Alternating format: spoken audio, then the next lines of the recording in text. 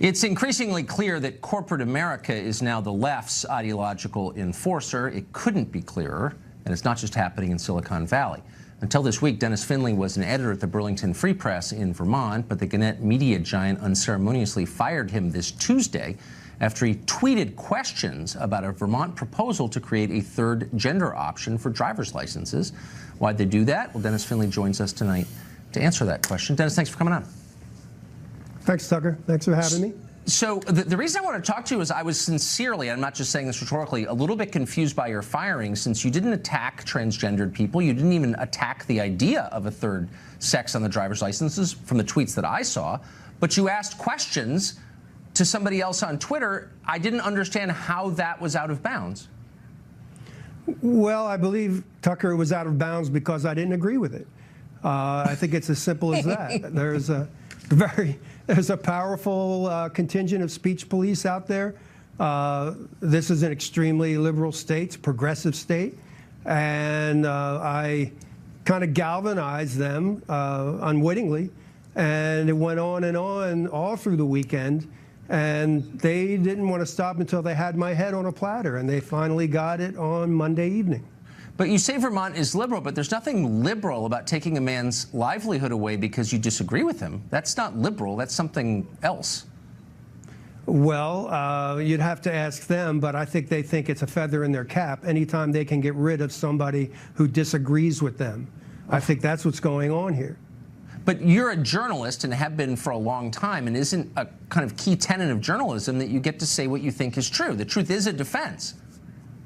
Truth is a defense. You get to say what is true, but in the age we live in, our companies, a lot of media companies say that we're supposed to be objective, impartial, et cetera, et cetera.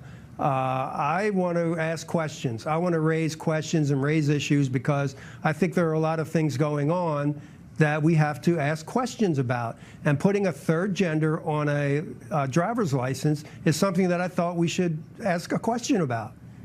So someone on Twitter said something to the effect, I think this is great or courageous, and you said, why is it great and courageous? Courageous. Correct.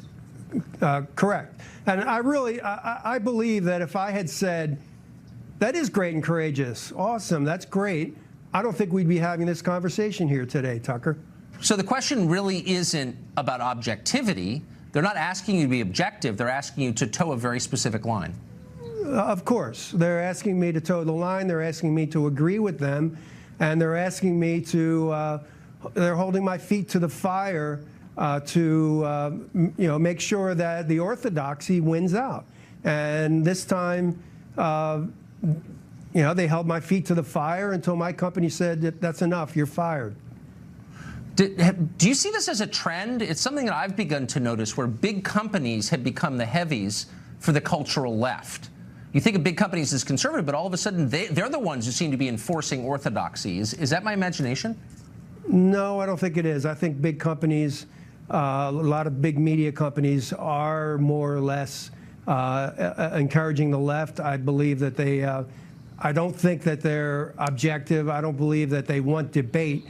I think they want us to conform to the prevailing ideology that's out there. And the prevailing ideology that's out there is leftist.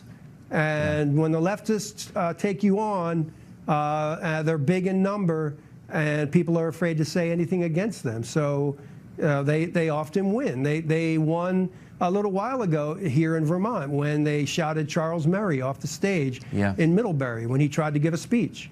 That was on your show. I know. So, yeah, it's hard to disagree with them. Or they take your job away. And here we are in the middle of the winter, and you're in Vermont, and you got no job. So our prayers are with you, Dennis. Good luck. Right. I hope you find something. Thank you. Thanks. Have you heard? UFOs may actually be real, for real, and the Pentagon spent millions of dollars investigating them. We're not insane. These are facts. We're going to talk to an actual journalist who's been working on that for a while and who exposed that secret program in the New York Times. Stay tuned.